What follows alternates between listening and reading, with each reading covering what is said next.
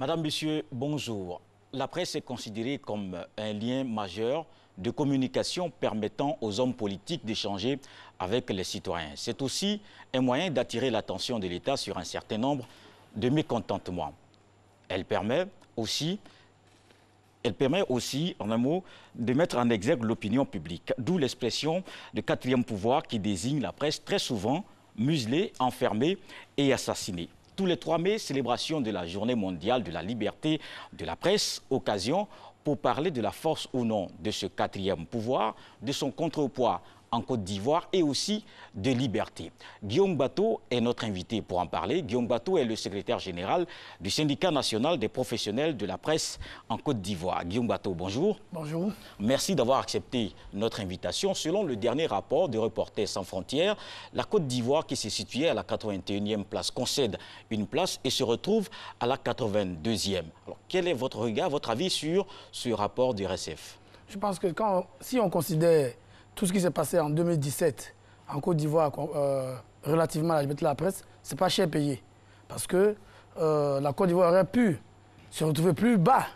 Je vous rappelle que dès janvier 2017, 6 de nos confrères ont été arrêtés suite à la mutinerie de janvier 2017. Dans le traitement de la mutinerie. Oui, et détenus au camp de gendarmerie d'Agma et ensuite à la brigade de recherche de la gendarmerie au plateau.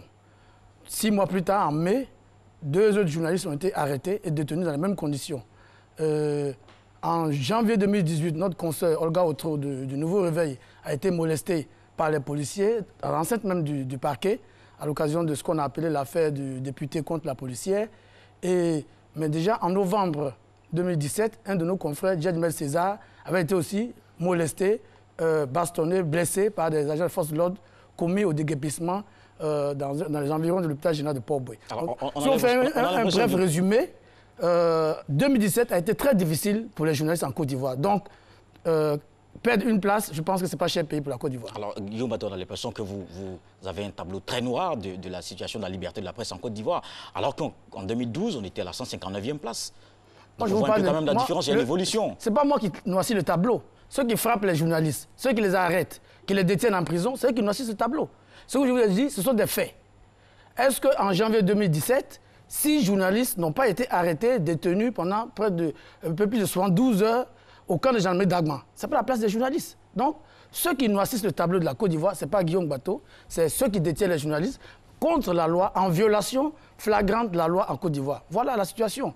C'est vrai que nous avons beaucoup évolué de 2012 à maintenant, mais la réalité, je ne vous parle même pas du cas le plus récent où notre jeune confrère Daouda Koulibaly, qui est blogueur, a été molesté devant le siège de la Commission électorale indépendante par des policiers. Donc, c'est une réalité en Côte d'Ivoire, ce n'est pas moi qui noircis le tableau. Alors, Guillaume Bato, au regard de cette situation, est-ce qu'on peut espérer au prochain classement gagner des points?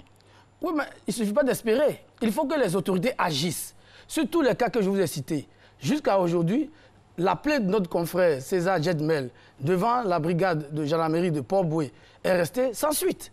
Je ne vous parle même pas du cas de Olga Otro, où il n'y a pas de suite. Je ne vous parle même pas du cas de Daouda Koulibaly, à qui on a refusé de porter plainte aux 2 plateaux. Le commissariat du 12e arrondissement a refusé d'enregistrer sa plainte.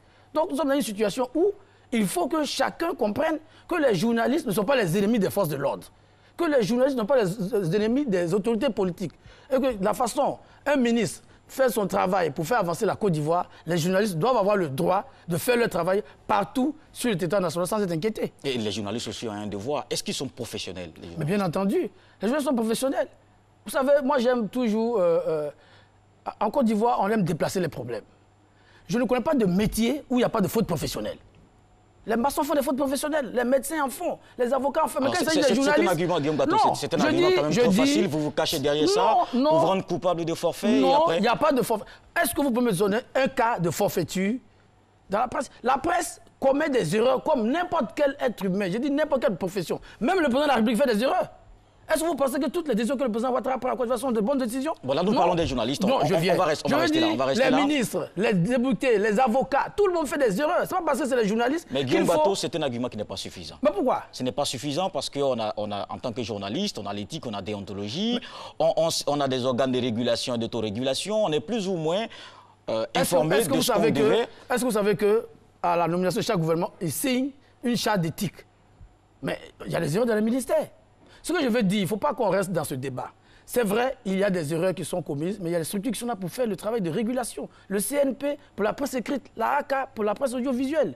Mais on n'a pas besoin... L'État crée ces structures qui sont des institutions de l'État. L'État n'a pas besoin donc de passer au-dessus de ces structures pour attraper les journalistes comme des petits voleurs, les mettre dans les brigades de recherche. Ça, ce n'est pas acceptable. Et dans un pays sérieux, la place des journalistes, c'est dans les rédactions et non dans les commissariats, dans les brigades de recherche et dans les camps de gendarmerie. Les gendarmes sont suffisamment nombreux. Guillaume Bateau, vous, on vous a toujours connu en tant que secrétaire général du SYNAPSI, toujours prompt à dénoncer. Vous parlez là encore du côté des professionnels, ils sont professionnels, mais est-ce que cela veut dire aujourd'hui, quand vous parlez de ce tableau, est-ce que ça veut dire que les journalistes ne sont pas libres ou alors ils le sont? Vous savez, la question de la liberté de la presse, c'est toujours une question de le verre à moitié plein ou à moitié vide. Moi, je pense que notre pays peut faire mieux. La Côte d'Ivoire peut faire mieux en matière de liberté de presse. Parce que nous avons des ressources, nous avons des institutions, nous avons des lois qui peuvent permettre d'évoluer. Nous sommes aujourd'hui sur le plateau de la télévision. Je prends le cas des médias d'État. Est-ce que vous pensez que le fonctionnement des médias d'État aujourd'hui est satisfaisant? Moi, je dis non. Mais nous avons toujours dénoncé le fait que le gouvernement soit trop présent dans le fonctionnement des médias de service public. Ces médias d'État, qu'il s'agisse de la télévision, qu'il s'agisse de Fraternité Matin, de l'agence de presse, doivent être des vrais médias de service public, c'est-à-dire au service des citoyens. Dans tous les cas, ces médias font ce qu'ils peuvent. Je dis, ils peuvent mieux faire. Ils font ce qu'ils doivent. Alors, est-ce que vous, le SYNAPSI, quel a été votre rôle, justement, sur le chemin de ce professionnalisme et de la liberté des Je suis devant vous aujourd'hui. Voilà mon premier rôle, dénoncer ce qui n'est pas bon, dire que notre pays peut faire mieux. Mais c'est ce que vous avez toujours fait, Guillaume. Oui, mais c'est mon travail. J'ai été élu par mes camarades pour porter leur voix. Moi, je ne suis pas le ministre de la Communication. Moi, je suis le secrétaire général du SYNAPSI. Je dis que les textes qui régissent, par exemple, la télévision ivoirienne, qu'il faut que le conseil d'administration est truffé des représentants du gouvernement, qu'il faut que le conseil d'administration ne peut pas impulser une vraie politique au niveau de la télévision. La même chose à Fraternité Matin, que ce n'est pas bon pour un pays comme la Côte d'Ivoire. Qu'il faut de nos professionnels. Vous n'êtes pas là dans un procès des médias d'État. Non, ce n'est pas un procès.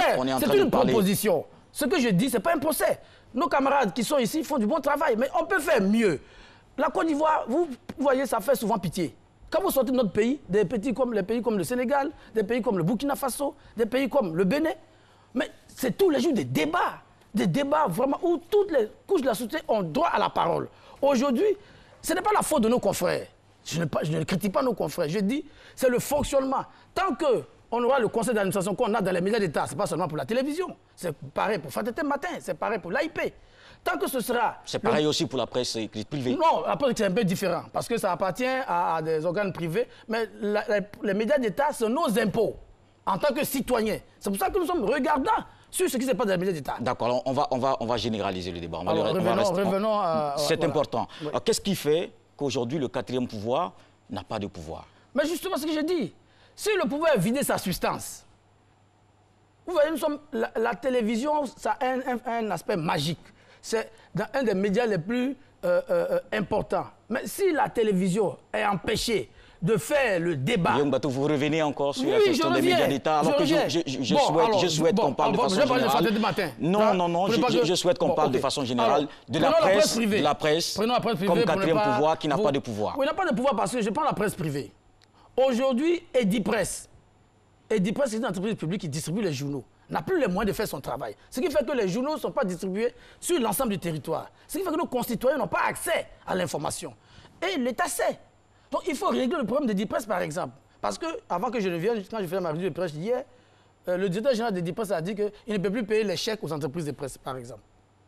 Vous comprenez? Aujourd'hui, les journaux disparaissent. Les gens ne sont pas payés.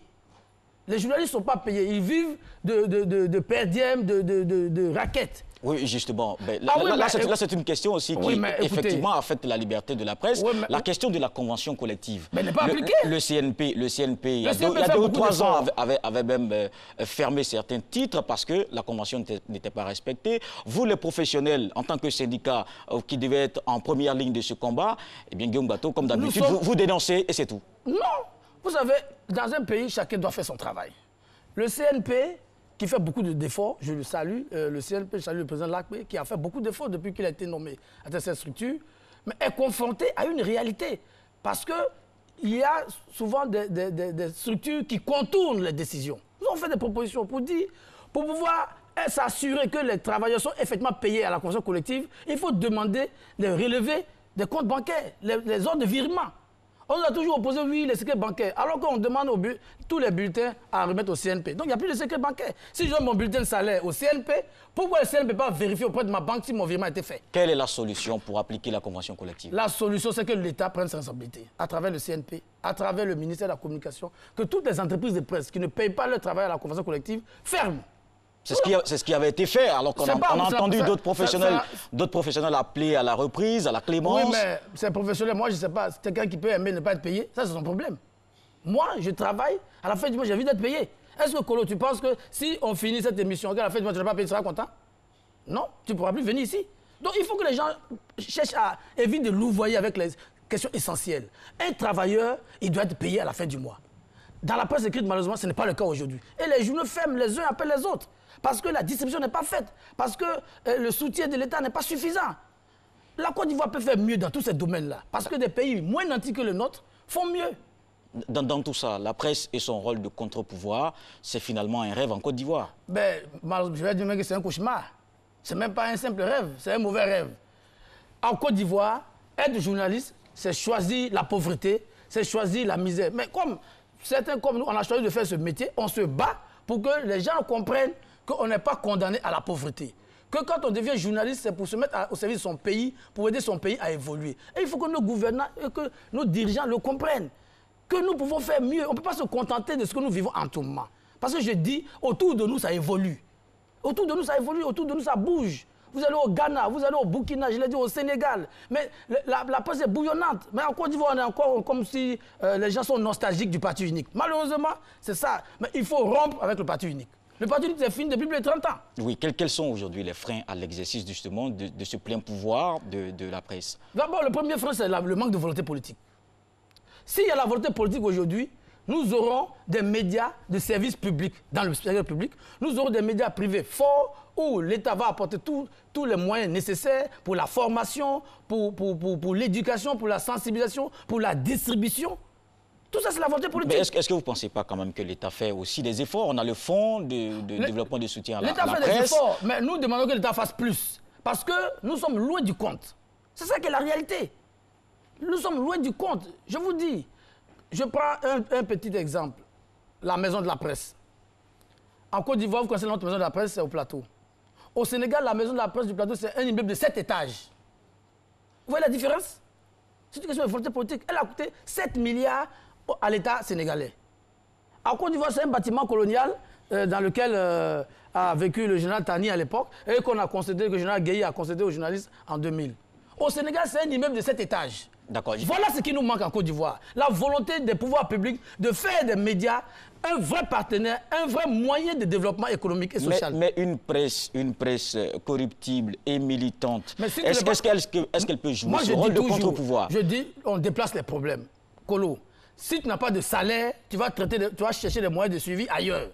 C'est une réalité économique. Vous justifiez donc cela? Oui, mais attends, tu penses que tu payes ta maison comment? On ne te paye pas. Tu payes ta maison comment? Tu envoies tes enfants à l'école comment? Vous faites comme on vous a enseigné, parce que vous, les anciens, vous vous payez sur le terrain, comme on dit, c'est ça? Mais c'est une réalité humaine. Si tu n'as pas l'argent, ton patron ne te paye pas. Mais tu vas aller chercher l'argent ailleurs, dans la poche des autres. Donc, pour éviter tout ça, il faut que l'État mette en place un système qui permette qu'on paye les travailleurs, les journalistes décemment, qu'on paye les techniciens décemment, que les gens puissent avoir des profils de carrière. D'accord, il faut appliquer la loi. D'ailleurs, il y a une nouvelle loi qui régit la presse. Elle est rentrée en vigueur depuis décembre 2017, vivement critiquée par vous, les organisations professionnelles. Est-ce qu'on peut dire aujourd'hui que la tempête est passée? Oui, mais la tempête est passée parce que nous avons fait palabre. Parce que le projet que le gouvernement avait proposé en mai 2017 était un projet dangereux qui permettait au gouvernement de mettre un journaliste en prison pour les fautes commises de 1 à 5 ans. Nous avons combattu ce texte. Et Dieu merci, on a tellement fait du bruit que les députés, pour une fois, et nous ont entendu, nous ont même reçu à l'Assemblée nationale, on leur a expliqué que la loi qui est là n'est pas bonne. D'accord, donc finalement, vous vous êtes entendu. Oh, non, pas nous, on ne s'est pas entendu, mais les députés ont retiré. Mais parce que vous avez fait des amendements. C'est pas nous. Que l'État a pris en compte. D'accord, alors on va parler du 3 mai parce que c'est l'objet quand même de ce rendez-vous. C'est la journée mondiale de la liberté de la presse. Que peut changer le 3 mai dans la lutte pour la liberté de la presse, en Côte d'Ivoire notamment? Non, beaucoup de choses. Déjà, vous me recevez ici, c'est parce qu'il y a le 3 mai. Donc, c'est déjà quelque chose. Mais le 3 mai nous permet de sensibiliser, d'expliquer à nos autorités et à tous nos compatriotes que la presse n'est l'ennemi de personne. Au contraire, nous devons tous faire de la question de la presse une question nationale pour que nos médias soient des médias indépendants, autonomes et viables, pour que les journalistes puissent vivre de leur métier, pour que les conditions soient mises en place, par exemple, pour aider les entreprises publiques comme privées à jouer leur rôle de contre-pouvoir. Parce que sans une presse indépendante, autonome, le développement économique social sera un leurre. On ne peut pas lutter contre la corruption d'un pays si les journalistes eux-mêmes sont en difficulté. Merci beaucoup. Instant Vérité, aujourd'hui, c'est terminé. Je rappelle que nous recevions Guillaume Bateau, secrétaire général du syndicat national des professionnels de la presse en Côte d'Ivoire. La suite de ce matin avec plein de bonheur avec Marcellin Hennessy. À lundi.